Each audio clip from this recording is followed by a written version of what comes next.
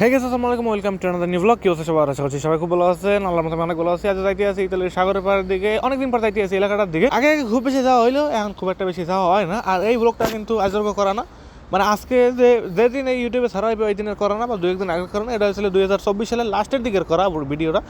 আমি ভিডিও করে রাখি, আপলোড দেওয়ার সময় হয় না, বা এডিট করার সময় হয় না, বা এই ভয়েস বসানো বা যে কোনো ধরনের কাজ বাজ এগুলো করার কারণে এই ব্লগগুলো সিপা সাবার মধ্যে পড়ে থাকে। পরবর্তীতে দেখি যে কোনো একটা ব্লগ পড়ে রয়েছে, এগুলো নিবিলি সময় আপলোড দিই, খুব একটা তাড়াহুড়া করি না।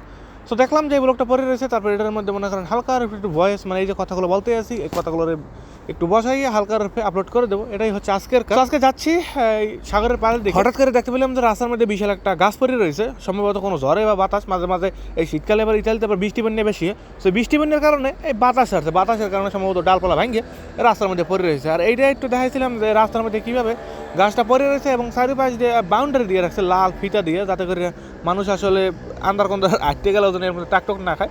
কাহিনীটা ঠিক এমনই। যদিও আমাদের দেশে থাকতে এই ধরনের গাছ টাছ পরে থাকলে এই সমস্ত লাল ফিতা টিতা দিয়ে বাউন্ডারি দিয়ে রাখবে, বা মানুষ গেলে মানুষ গেলে ধাক্কা খাইবে, এরকম বিপদের কোনো সংকেত থাকতো না।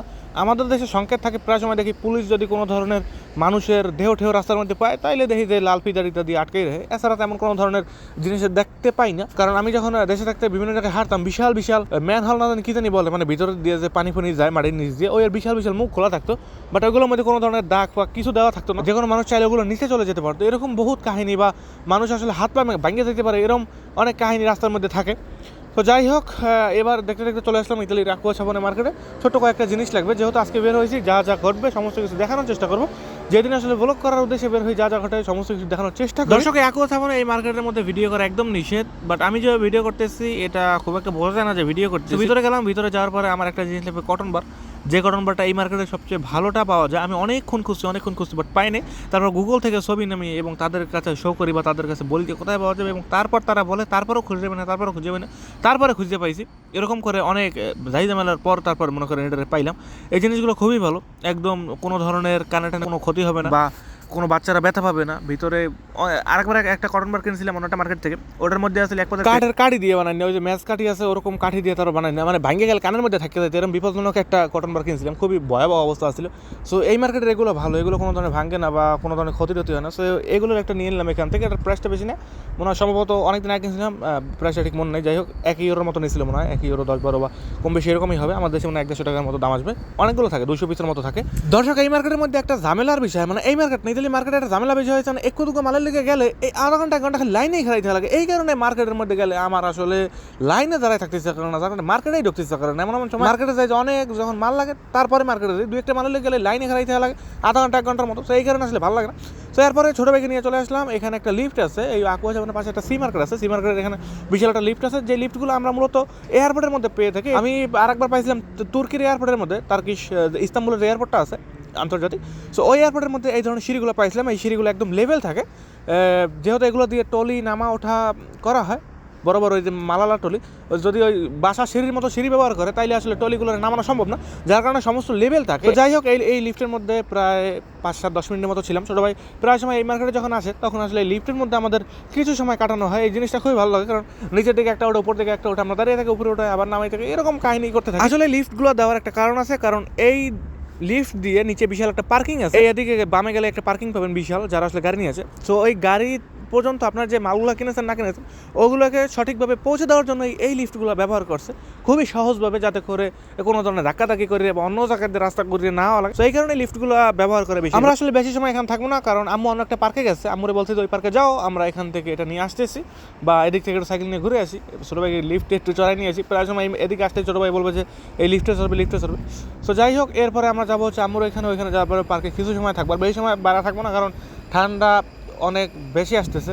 মানে যত দিন যায়, যত রাত আসে, ঠান্ডার গতি তত বাড়তে থাকে। কারণ দিনের বেলা ঠান্ডার গতিটা একটু কম থাকলেও সন্ধ্যার পরের দিকে ঠান্ডার গতিটা বেড়ে যায়। তো এরপরে ছোটো ভাইকে নিয়ে সাইকেল চালিয়ে একদম যাচ্ছি বিশাল একটা পার্কের দিকে, যে পার্কটা ছোটো ভাই অনেক সময় কাটায়। বাট জানি না এখন ঠিকঠাক মানুষজন সেখানে পাবো কিনা, কারণ এখন হচ্ছে নাতালের বন্ধ বা ক্রিসমাস বা যে যাই কিছু বলুক না কেন, নতুন বছর উপলক্ষে যে বন্ধগুলো পেয়ে বাচ্চারা বা বড়রা যারাই পাইছেন, সবাই এখন বিশাল বিশাল ছুটিতে আছে। কেউ অন্যান্য দেশে গেছে, কেউ ইতালির অন্যান্য শহরে গেছে, বা অন্যান্য শহর থেকে অনেক মানুষ আসা যাওয়া করে, যার কারণে আসলে এই আমাদের এইখানে মানুষজন এখন খুবই কম, যারা আসলে এখন অন্য শহরে চলে গেছে। কারণ এই সাগরের পারে মানুষ হবে, ওই যে বললাম জুন জুলাই আগস্ট 3 মাসের সময় এখন খুব একটা মানুষজন পাবেন না। যারা আসলে এখন ঘোরাফেরা করতে যায়, যারা তারা ইতালির বিভিন্ন বড় বড় যে শহরগুলোতে আছে ওই শহরগুলোতে ঘুরতে ফিরতে যায়। তো ওদিকে যাওয়ার এই মুহূর্তে সময় নেই, আমরা আমাদের এলাকায় নিরিবিলি অবস্থায় ঘোরাফেরা করতে আছি। তো দেখতে পাচ্ছেন আজকের আবহাওয়াটা খুবই ভালো আগের থেকে, কারণ প্রায় সময় বের হই মেঘলা মেঘলা অবস্থায়, যে দিনগুলো থাকে খুবই খারাপ, যার কারণে আসলে বাইরে খুব একটা ভালো লাগে না। তো আজকে যেহেতু বাইরে বের হলাম, আবহাওয়াটা দেখলাম খুবই ভালো, যার কারণে যেখানেই দাঁড়াই সেখানেই ভালো লাগে। বৃষ্টির কোনো ধরনের আপডেটও পাইলাম না পুরো দিনে মোটামুটি রোদ খারাপ ছিল না। তো আমরা ঘন্টা দেড় দুই যাই থাকি না কেন, দিনটা আশা করি ভালোভাবেই যাবে। তো এখন যাচ্ছি সেই পার্কের দিকে সাইকেল চালিয়ে নিরিবিলি অবস্থায়। দেখতে পাচ্ছেন সাগরের পাড়ে এখন আর খুব একটা মানুষজন কিন্তু নাই। যারা আসলে সাধারণভাবে থাকে বন্ধের দিনগুলোতে সাধারণত অনেক মানুষ থাকে, কিন্তু এখন মানুষজন কম থাকার কারণ হচ্ছে ওরা যেহেতু বড় বন্ধ পাইছে, বড় বন্ধে আসলে ওরা এলাকায় থাকবে না বা ওরা আসলে বাসার সময় কাটাবে না, হয়তো কোনো আত্মীয় স্বজনের বাসায়, ইতালির বড় বড় শহরে চলে যাবে। এত বড় বন্ধ ওরা আসলে ঘরে বসে কাটাতে পারবে না। সো এই কারণে আসলে মানুষজনের পরিমাণটা খুবই কম। বাট শনিবার রবিবার আসলে অনেক মানুষ হয়, যেগুলো আগে দেখতে পাইতেন, আমার আগের ভিডিওগুলো যদি দেখতেন তাহলে হয়তো বুঝতেন। দর্শক, দেখতে চলে আসলাম আমরা বড় একটা চক্রার কাছে। যেই ষোলোগুল্লা বা যেই চক্রা যেটাই বলেন না কেন, এটা আসলে আমরা বাসার উপর থেকে দেখতে পাই। মানে আমাদের বাসা যেখানে, ওখান থেকে আমরা দূর থেকে দেখতে পাই, যেহেতু আমাদের বাসা পাহাড়ের উপরে, ওখান থেকে একদম স্পষ্টভাবে দেখা যায় বিশাল একটা জিনিসকে। তো আমরা এখন সেটা নিচেই আছি, আর আমরা এখন যেখানে আছি এটা হচ্ছে এলাকার সবচেয়ে মূল বা আকর্ষণীয় জায়গায় বলতে পারেন এই স্থানে আসতে আমাদের সময় লাগে প্রায় 4 থেকে 5 মিনিট। গরমের সময় আমাদের সবচেয়ে বেশি সময় কাটানো হয়তো এই এলাকায় বা এই স্থানেই বলতে পারেন। এখানে যে কত সময় কাটাইছি গরমের দিনে, আসলে ক্যালকুলেটর হিসাব করে রেকুলানো দিবে না।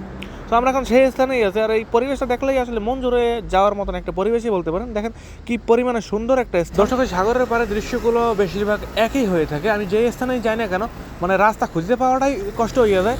আসলে ভিডিওতে দেখলে বোঝানো যাবে না যে সাগরের পাশে দৃশ্যগুলো সমস্ত ভিন্ন ভিন্ন রকমের, সমস্ত জায়গা এক, সমস্ত ডেকোরেশন এক, সমস্ত রাস্তাঘাটের নিয়মকানুনগুলো এক। সো আসলে হঠাৎ করে কেউ যে আপনার চোখ বন্ধ করে কোনো একটা রাস্তার মধ্যে ছাড়িয়ে দেয়, আপনার খুঁজে বের করতে কিছুক্ষণ সময় লাগে। দর্শক, আজকে এই পার্কের মধ্যে বেশি সময় থাকবো না, এর কারণ হচ্ছে মানুষজন একটু নাই। আইসি একদম অনেক আশা ভরসা করে দিয়ে, মানে মনে করছিলাম মানুষজন না কিছু থাকবে বা কিছু। অনেক সময় আসছিলাম, তারপরে ছোটো ভাইয়ের একটু পানির পিপাসাও লাগছিলো, বার থেকে একটা পানিও আনলাম। প্রায় সময় সঙ্গে পানি থাকে, বা এই এলাকায় যে পানিগুলো থাকে বিভিন্ন রকমের কল, ওই কল থেকেও পানি খাওয়া যায়। বাট শীতকালে পানিগুলো এত পরিমাণে ঠান্ডা, ওর ধারে কাছেও যাওয়া যায় না। তো যার কারণে এখান থেকে একটা পানিও নিয়ে নিলাম। এরপরে আমরা অনেক সময় অপেক্ষা করছিলাম যে যদি কোনো ধরনের মানুষজন আসে বা ছোটো ভাই কারো সাথে খেলতে পারে, এরকম একটা সময় আসবে বা এইরকম কোনো ধরনের সময় কিছু হয় না। এরপর আসে হাঁটতে এটা তুমি বাইরে গেলাম, হাঁটতে এখন রওনা করে আস্তে আস্তে সাগরের পাড় দিয়ে দৃশ্য দেখতে মানুষজন দেখতে একদম বাসার দিকে চলে পার্কে ঘুরে। এখন মজা নেই, পার্কে সময় হয়েছে গরমের দিন আইতে আছে সামনে জুন জুলাই মাসে, ওই সময় বিভিন্ন দেশে মানুষজন এখানে এই সময় আবার সিটই পাওয়া যায় না। এই সময় একটা সিট এই জায়গায় বসার জন্য কোনো ধরনের সিট খালি থাকে না। এই যে হোটেল মোটেল যা কিছু আছে চারিপাশে সব কিছু ভরিয়ে দেবে মানুষ দিয়ে, সাগরের পাশে সিট একটাও খালি থাকবে না। তো ওই সময় আসলে মজা হয়। এমন মানুষজন আসে যারা জীবনে দেখিনি বা যারা জীবনে আমাকে চেনে না, এরকম মানুষজন অনেক দূর থেকে মানুষজন আসে, ইউরোপ আমেরিকা বিভিন্ন দেশ থেকে আসে। আবার এই দেশের মানুষজন অন্যান্য দেশ। দর্শক, নতুন বছর এসে দুইটা বাজি বুঝি যদি না ফুটাই হেলে কি হইবে, যেহেতু এই ভিডিওটা আজকের কোনো অনেক দিন আগেই করে লইছিলাম। তো ওই দিন উপলক্ষে বা ওই শেষ দিন উপলক্ষে বা শেষের দিনগুলো উপলক্ষে কয়েকটা বাজি কিনছিলাম, আর বাজিগুলোর আওয়াজ হয় খুবই কম, কারণ ছোটো ভাই যেহেতু ফুটাইবে এই কারণে।